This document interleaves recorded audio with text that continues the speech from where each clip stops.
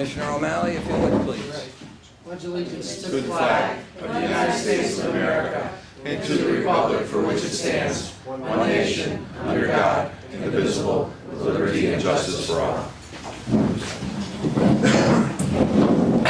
Okay, for the record, the district attorney is in trial. They're actually using my courtroom, so he's in trial before Judge Jarbola, so he's not coming.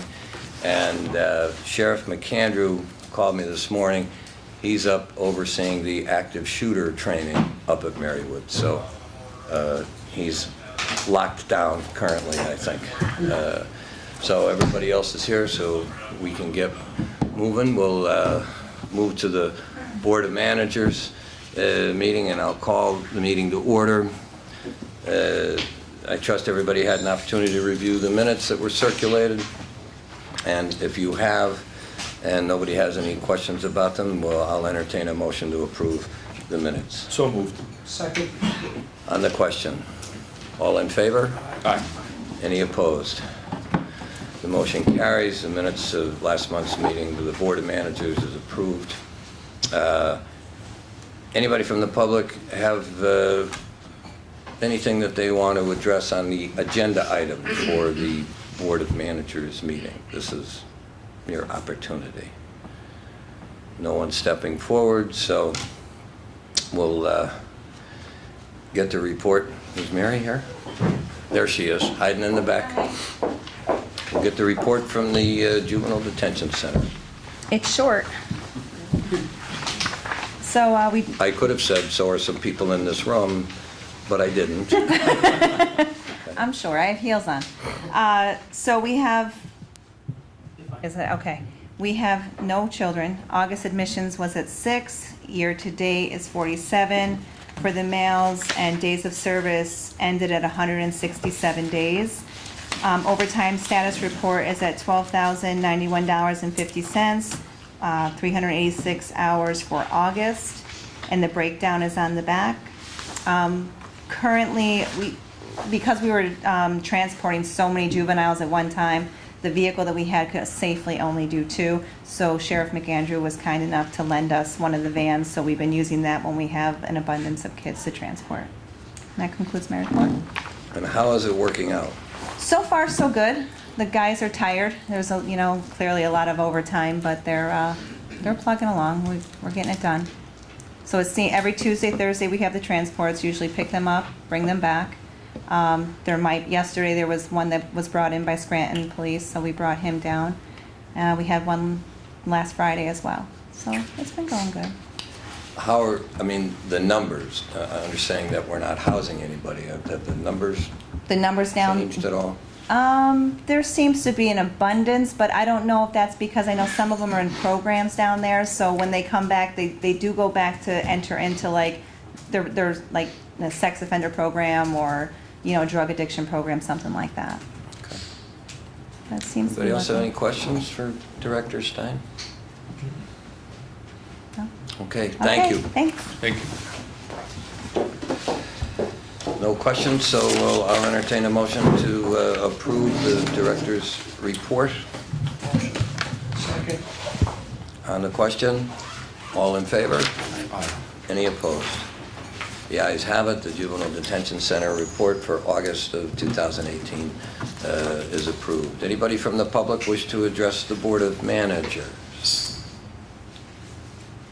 Okay. Any business from the members? Okay, so we'll entertain a motion to adjourn the Board of Managers meeting. I'll make the motion. Second. On the question, all in favor? Aye. Any opposed? The ayes have it. The Board of Managers meeting for September 2018 is approved. We'll go to the Prison Board meeting. Call that meeting to order. Same thing with the minutes. I trust everybody's had an opportunity to review the minutes that Tracy sent around. And if you have and there are no questions, I'll entertain a motion to approve the meeting minutes from the August meeting. So moved. Second.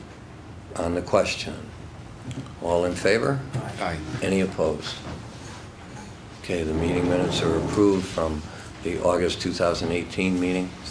Anybody from the public wish to address the board on the agenda items? No one stepping forward, so we'll move to the accounts payable for the Community Correction Center, Juvenile Detention Center, and the prison. I'll entertain a motion to approve those. So moved. And a second? Second. On the question? All in favor? Aye. Any opposed? No opposed. Okay, so the motion to approve all current payables for the Community Corrections Center, Juvenile Detention Center, and the prison carries, and it's approved. So we'll go to the reports now. Controller DeVillio? Yes, Judge. The Controller's Office has reviewed the prison inmate and canteen account reconciliations, which were prepared by the Prison Business Office for the month of August 2018, and found no discrepancies between the reconciliations and the bank statements. The balance in the inmate account was $379,181.84 as of August 31st of 2018. The balance in the canteen checking account was $528,467.91 as of August 31st. And in addition, as of August 31st, the canteen account owned 2 certificates of deposit, one valued at $15,000 and the other at $131,954.30, totaling $146,954.30. And that concludes my report. Any questions for Mr. DeVillio? Yeah, that's an awful lot of money. This is off of sales of, can you explain this again to the public controller, please, where this money comes from? Well, the canteen checking account is going to be funding the GED program for an extended period of time. So that will be able to cover that. I'd like to call on my Chief Internal Auditor, Reggie Mariani. He audits these accounts, and I can have him go over that, if he would. Reggie, you want to go over the inmate account, the canteen checking account, and the CDs? Sure. The inmate account is strictly the funds that each inmate has in their specific accounts. It's all their money. We collect the money for them, and we put it in their account, and from their account they use it to buy various things at the prison. The canteen account is basically comprised of funds received from selling, our commission on selling products in the commissary, and that balance is well over $600,000. And eventually that will dissipate with the use of the funds to for the GED program. But a lot of the funds that we make will in the future come to approximately the amount it's going to cost us for a year on the GED program. So it will dissipate, but we don't anticipate it to dissipate by that much. It all depends on the new contract that we have with the commissary, whether we're going to make more money or less money. When you say commissary, what do you mean? I don't understand those terms. The what? Commissary, what is that? That's the canteen, where It's like the they buy inmates, Twinkies or extra stuff, different sold. yeah, the inmates can buy various products, Toothpaste. snacks and stuff like that. It's like a little store. Yep, Okay, and then we get a commission on that. yes, we do. What says we have to use that for anything, like, The ruling is that it's a very vague ruling, and the commissioners don't have to, or the prison doesn't have to use it for inmate funds to benefit the inmates, but historically, that's what we've used it for. Which I think makes sense. to well, the use prison is a it. very high cost, and we just bought another building on Wyoming Avenue, so, there's costs associated with that, and that's supposed to be for the benefit of, transports and all this other stuff, so I just wonder why we couldn't use some of this money toward Well, those costs. It's at the discretion of the prison board on what to use it for. So we're gonna wipe out this fund of all this money for a GED program, is that what we're gonna do? Well, I wouldn't say that because our income in the past runs approximately $150,000 a year. And I believe the GED program is going to run probably about $150,000 a year based on the prior contract that we have with the commissary people. We don't know what the new contract is, so we can't determine how much the yearly income is going to be. So basically, that fund is now just gonna be for a GED program. It won't be able to be used for anything else. What other things do we pay for out of there?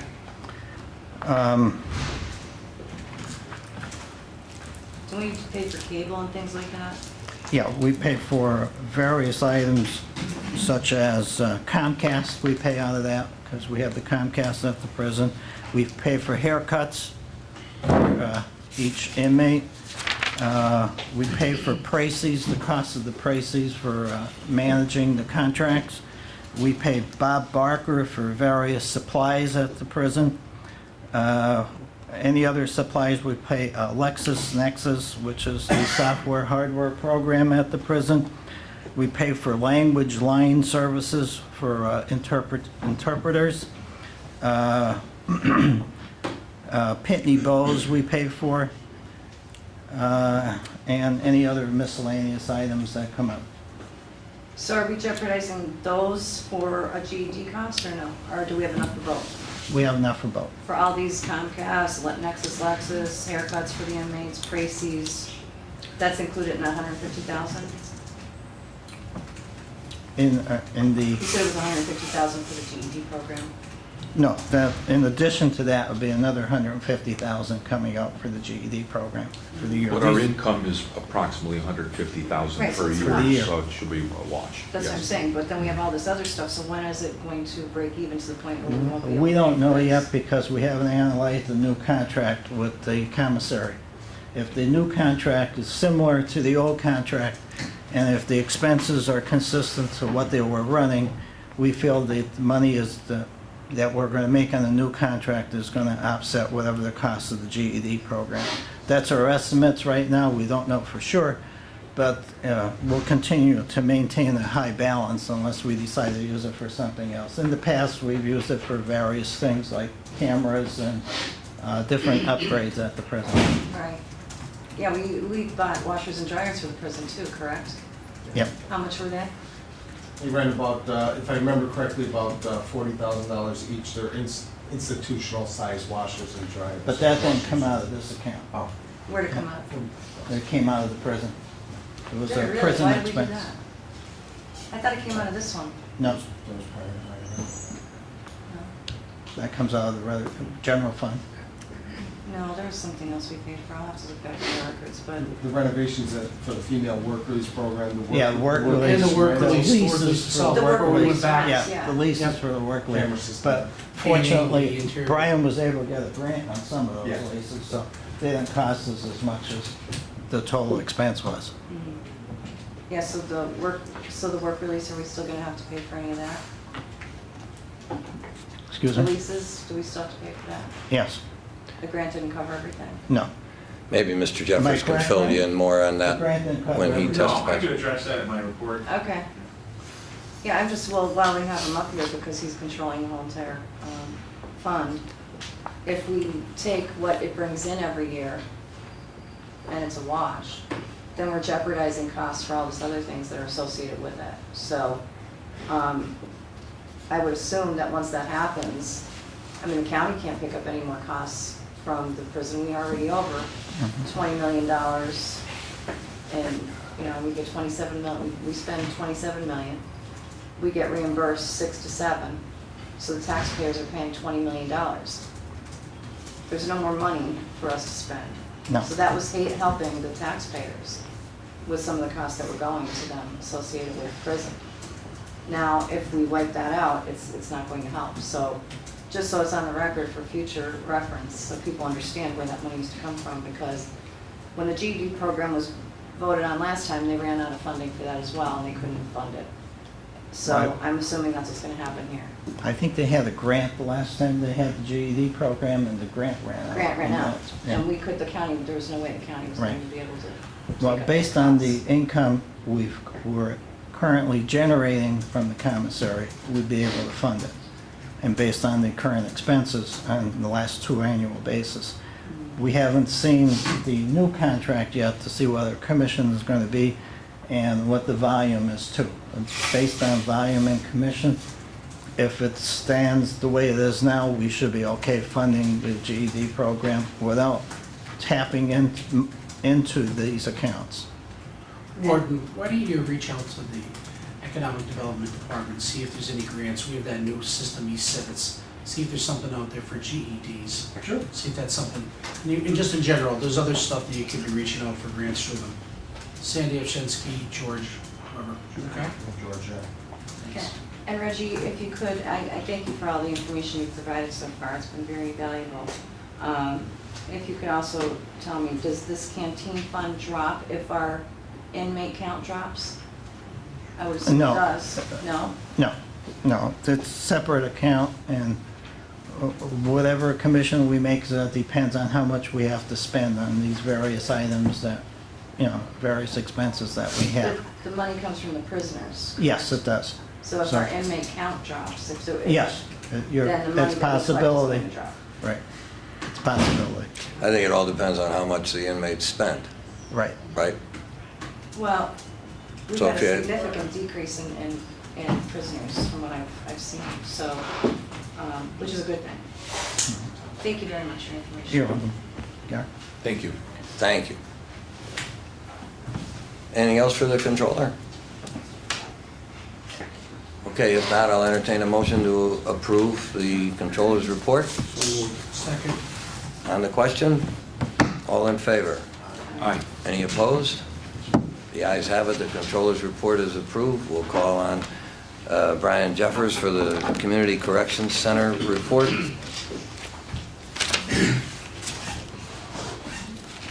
Good afternoon, Board. Afternoon. Community Corrections Report for August 2018. Item 1, our program's totals for the month. Male work release had 49 participants and female work release had 7 participants. Adult house arrest had 128 participants and juvenile house arrest had 14 participants. Item 2, our program's revenues for the month of August totaled $66,324.66. Item 3, our program's expenses for the month totaled $95,050.04. Item 4, our completions for the month of August, work release had 9, house arrest had 27. Item 5, our program violations, work release had 9, house arrest had 14. Item 6, our program's warrants, work release has 6, house arrest has 3. And our budget, item 7, for the year so far, overtime is at 88%, expenses are at 62%, and revenue is at 72%. Item 8, personnel, there's 1 part-time opening, and Human Resources has advertised for that. That concludes my report. I can answer any questions that the Commissioner has about women's work release. Can you elucidate a little bit more on? Yeah. Exactly. So we have 3 apartments. So everybody is aware. There are 3 2-bedroom apartments in a building not far from the county administration building. Approximately, I just did the numbers real quick. The rent is total for a year about $13,500 for each apartment. The canteen fund has paid for 1 of those apartments over the years. So it's $13,500 per year for since 2016. Last year, the year before, in 2017, we received the 2-year grant from the state that started in 2017 and will end this May in 2019. That covered the 2 other apartments. When that grant goes away, we will have to make up that money. I am in the process of now contacting the state again because it's about 9 months out. The time to do it is now, and contact Senator Blake's office to see if we can get the ball rolling for the grant again. However, there's no guarantee on that. So the board will have to make decisions at that point in time whether they want to go forward with the 3 apartments or cut them down to 2 or however they want to fund it if the grant falls through. When I have more information, I'll let everybody know. But right now, we're just starting the process to re-up for the same grant. So they pay $27,000? It was, $27,000 for both apartments per year. So they came up with a grant for $54,000 for us. because it covered a 2-year period. It covered 2 apartments for 2 years, and the total was 53 and change, 54 and change, somewhere in that range. I have the documents back in my office, but it's 54,000, roughly. So the grant covered 2 years for the women's work release. Is that utilities and everything included? Everything is included. So the total price would be $13,500. As of now, they haven't raised rent on us either, so I don't know. We have to talk to the landlord too, and try to keep the rent the way it is, because it's a guarantee, even whether we're paying for it, whether it's filled or not. You know what I mean? Like, it's filled right now, but there's period times when we only have 4 girls, or 5, or 2. You know, it just depends upon how the rotation of coming out of the prison is. Yeah. Who's the landlord? I'm sorry? Who's the landlord? The landlord's, it's P&B Incorporated. I have that paperwork too. Yeah, I have that for you too, Commissioner, if you want it. Thank you. Mm-hmm. What's the terms of the current leases? The terms are, utilities are included, No, I mean length. years, 1 year. It's, 1 year, we started it in June because that's when we moved out of the prison. If you remember, the males moved out June 1st. And to get that part, we needed to come up with a plan for the women also. We actually didn't move women into it till the middle of June. It was like June 16th, but the term started June 1st to May 31st. And it kind of coincides with how most of the rent leases are over by Okay. Central City and the University. Okay. So even if, you know, we get the grant, we still have to pay the 13.5, is what you're telling me? We would, yeah. I mean, if we're going to keep 3 apartments for 6 women, we are going to have to come up with 13.5. I can apply for, what I was planning on doing was applying for all 3 this time around. The way we started it was we had 1, and we started looking to expand to 3. Well, 1 was already paid for. So the way grants work is they want whatever you're asking for, you have to spend. So if we asked for more and weren't able to spend it, we would not get it. So we had to ask for those 2. Now that they're all kind of coinciding and they're all running out on May 31st, my application will be for the 3 apartments to save money either here or in the general fund or whatever the case may be. Right. If it doesn't come through. And we will find out in the beginning of the year. I think I can go back to my emails, but I'm fairly certain we were notified by February whether we were getting it or not. And if you remember correctly, we had to take it out of the fund, we had to take it out of the general fund to pay for it. That's the way it works, and then the state reimburses us. Thank you. Any other questions for Mr. Jeffers? Thank you, Brian. Thank you. I'll take a motion to approve the So moved. director's report. And a second? I'll second it. Second. On the question? All in favor? Aye. Any opposed? Okay. Warden? Good afternoon, Board. The average daily in-house population for the month of August was 856 inmates. The average daily population of county inmates was 556. And the reason I added that line, last month Commissioner Cummings was asking for the number of county inmates, and I can easily include that every month. So we know we had 856 total, 556 of them county inmates. County being here on the authorities being judges and magistrates. The overtime report, out-of-county boarding, and the community service report are attached.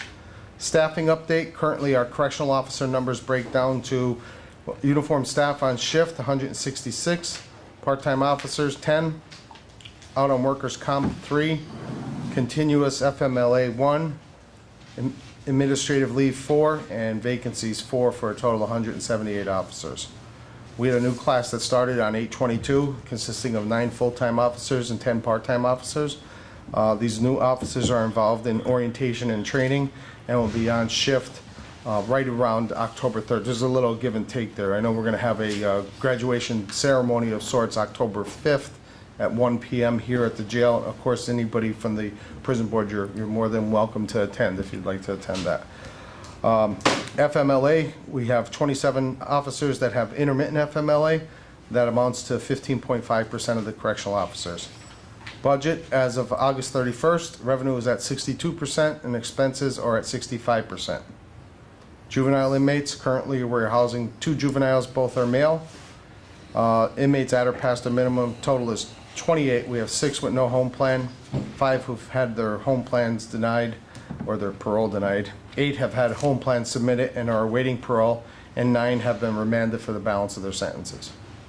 Extraordinary occurrence reports, there were 7 during the month since our last prison board meeting. On August 24th, a county inmate was placed into the restraint chair for his own safety. He attempted to hang himself with a suicide prevention blanket and was also repeatedly banging himself off his cell door. On 8/26, a county inmate on suicide precautions covered his camera and cell window. After numerous failed attempts to have him remove the obstructions, he was extracted and placed into the restraint chair for his own safety. On 8/26 also, a county inmate would not cooperate upon commitment, refusing all orders. He was placed into the restraint chair to effect a proper search. On 9/1, a county inmate was placed into the restraint chair for his own safety. He was found with a suicide blanket wrapped around his neck, attempting to harm himself. On 9/3, 2 county inmates were involved in a fight. OC, which is pepper spray on steroids. OC had to be administered after they did not comply with the officer's orders to stop. On 9/7, a county inmate was placed into the restraint chair for his own safety after he was banging his head on his cell door. And finally, on 9/13, a county inmate was giving the sheriff's office a difficult time and refusing to leave the transport van. Our staff went to assist and escorted the inmate into the booking area. Once in booking, she resisted staff and refused to follow orders. She was then placed in a restraint chair for her own safety, and numerous items of contraband were found on her person. Approximately 2 hours later, she needed to use the restroom, was allowed to do so, and immediately upon finishing her business, she became combative with our staff because she was out of the chair, and unfortunately, we had to use OC spray in order to regain control of the environment. She was again placed in the emergency restraint chair for safety purposes, and then we decontaminated her. PREA, there were 10 allegations of PREA violations in the month of August. 3 of the complaints are allegations of inmate on inmate. 1 has been deemed founded, and 2 have been deemed unfounded. 7 of the complaints are allegations of staff on inmate. 1 has been deemed unsubstantiated. 4 have been deemed unfounded, and 1, and I know my math is off, and 1 remains under investigation. My math is off because the very first line is 2 have been deemed unsubstantiated. Completed investigations have been forwarded to the district attorney's office, and this concludes my report. Tim, when you differentiate between county inmates and non-county inmates, does that mean that it just happens to be 300 for this report? Are those 300, are they revenue producing? Most of them. Of that, I could tell you, we've been running an average of about 200 U.S. Marshal prisoners. We are paid for those individuals. And lately, we've been running about 75 state parole violators that are in something called the PVC program. We're paid for both of them. We also have exchange programs, if you want to call it that, with other county jails, where if they have somebody's brother is arrested in Luzerne County, they will send him up to us. Same kind of thing here, where if we have somebody that's related to or well-known to a specific officer and it may cause an issue having that person housed here, we'll reach out to, whether it's Luzerne. We mostly do that with Luzerne and Monroe County, Susquehanna County, and Wayne County. Any other questions for the warden? No, I just wanted to bring up the numbers, which I appreciate you doing that for me. So we're down by over almost 200 inmates in the county, which is good because that's not reimbursed county. Right. Inmates are all taxpayer money for Lackawanna County. So the 300 that the judge is referring to are reimbursable through U.S. Marshals, which is ICE, I would assume? It's actually, when it's a U.S. Marshal prisoner, it could be ATF, FBI, who else? DEA. Those are the 3 primary sources. We'll lodge them all under the U.S. Marshal Service because they're the transporting department. They will take them to and from court. Did we get the contracts for ICE or no? No, we don't have any. The only individuals we have would have immigration detainers on them, but they have other charges on them as well. They house their folks up in Pike County for the most part. Well, we were trying initially to get that contract from them. Yeah. So we didn't get it. At this point in time, no, we haven't had a contract with immigration since about 2009 or 10, something like that. Was it a worthwhile contract to look into or not? It was generating funds. There are a lot of difficulties that came with it because of the specific rules and regulations that apply just to those federal inmates. The Immigration and Custom Enforcement individuals are considered detainees, and that calls for a different set of rules oftentimes to be in play than other individuals, whether they be federal or county. So they got, I mean, if you want to, I hate to use it because I don't mean it in a terrible way, but it's like they have, it seemed as though they had more rights than the other individuals that were incarcerated. Really? Yeah. So, That's interesting. Do you have an example or no? not off the top of my head. That's okay, I don't want to, I don't think on the spot. If you come up with anything, let me know, but. Sure. Just so that the board knows, our numbers are down. Now, you were saying that our judges were, because we want to see, is that the state numbers that were down or the county numbers? So the state is pretty much the same, all the numbers? Actually, since I'm the warden here, I've seen an increase in U.S. Marshal prisoners, and initially there was a decrease in state prisoners because at one time there was 2 different programs running here. They had pulled the one program, which was like a 6-month program for technical parole violators. They had pulled that right when I got here. But we've slowly seen it creeping up of this PVC program. The PVC stands for the parole violator. The C stands for center. It's kind of, they consider it a parole violation center within the confines of the county prison. Those numbers, they just bumped us up. We were running with a contract of 60. They just bumped us up to 90 for maximum, and we're running about 75 right now. So those numbers are up as our county inmates are slowly, sometimes rapidly drying. There was a big decrease at the beginning of January this year. That's a good thing. And you Yeah. were saying that the judges' programs were working, and they were seeing that reflected in our numbers. And I said, well, could you break it down so we can give kudos to where they belong? Right. And that's basically what's happening, is the programs that we're utilizing here in our county. Yeah, in particular, the last 18 months, there's a noticeable drop in number of county inmates incarcerated. Yeah. That's it. If you can get me some of those, that'd be great, because I'd like to make sure. Sure, sure. But I think that's a testament to our judiciary, and they need to be recognized for it. That's all. Anybody else have anything for the warden? Okay, thanks, Tim. Thank you.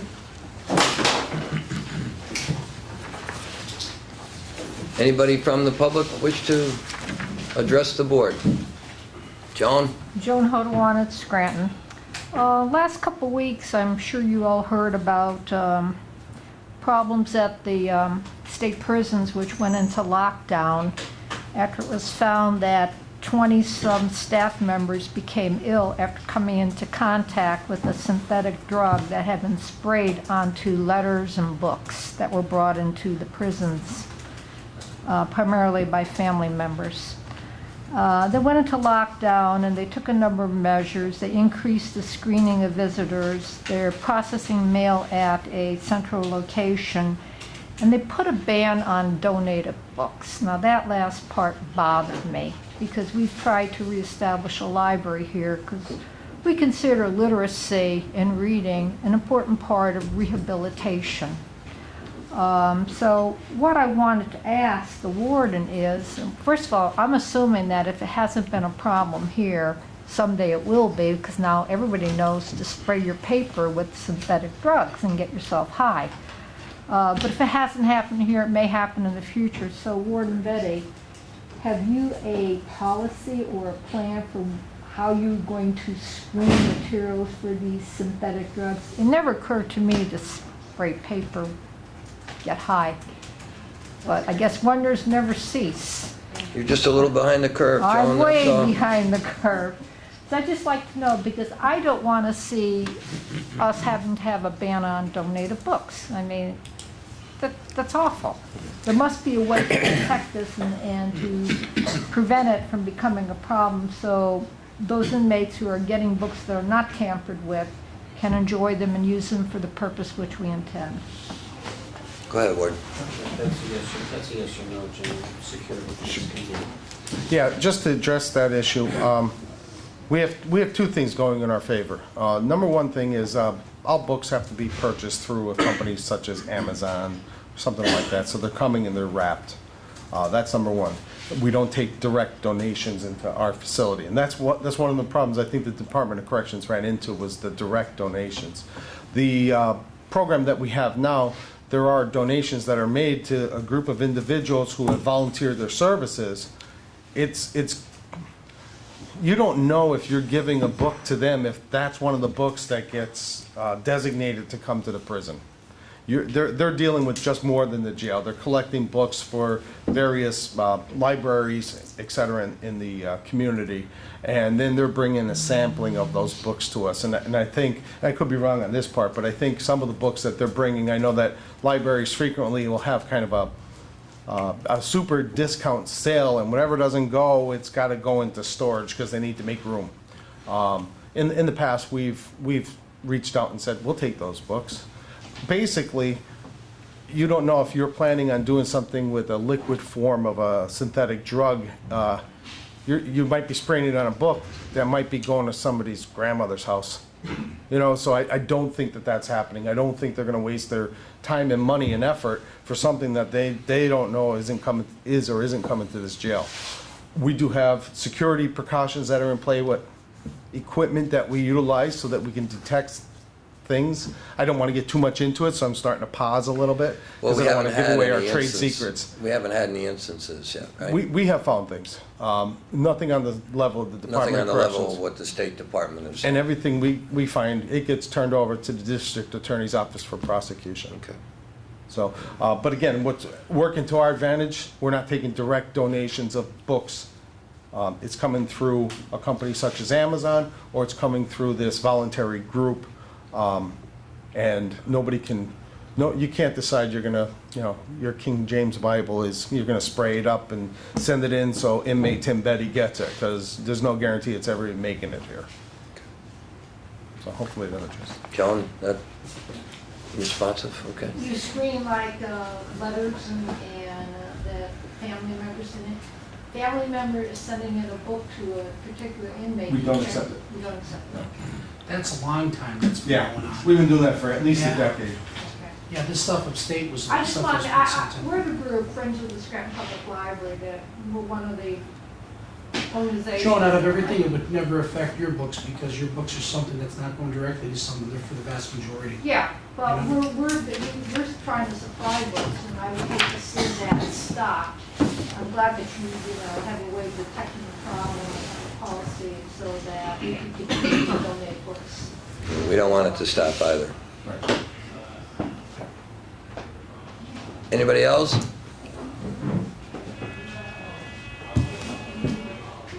Dr. Stephanie Bressler from Scranton, representing Progressive Women of NEPA. And I just wanted to follow up on the discussion about canteen funds. And we have asked, our group has asked a number of times that the board develop a policy on how canteen funds are spent.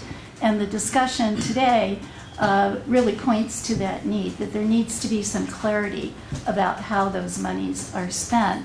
So we're again asking that a policy be developed. And also related to that discussion, we heard that about the funding for women's apartments. And I was just wondering how the men's apartments are funded. Who pays for that? Mr. Jeffers? There are no apartments for the men. They live in dormitories in the work release center. So the taxpayer. Okay, so that's funded by the General fund. Okay. Thank you. And then I have some questions related to the warden's report and his extraordinary occurrences reports today. The warden referred to 3 occurrences related to suicidal behavior. And I have some questions related to those reported occurrences. What is a suicide blanket? Can you explain what is meant by suicide precautions? And then also related, I'm not clear about what protective custody is. Are inmates on suicide precautions put into protective custody? Are there certain blocks? Are there certain cells in which inmates on suicide precautions are placed? Are there blocks that are designated, for example, for protective custody for both men and women. So I would just like some clarification on that. In the 2016 self-study under the section Suicide Prevention Policy, there's a recommendation for the resolution of the discrepancy between how federal inmates and non-federal inmates experiencing suicidal ideation are managed or treated. And my question is, has that discrepancy been resolved in a change in policy, and is that policy being implemented? One at a time, Warden. All right, I was just taking notes. Suicide blanket, and there's You brought it also, up here, actually, I think first, Yeah. up one of the meetings. yeah. That was the smock, and Officer Todd Cherkis was modeling it for us. But they're both made with a very thick textured material.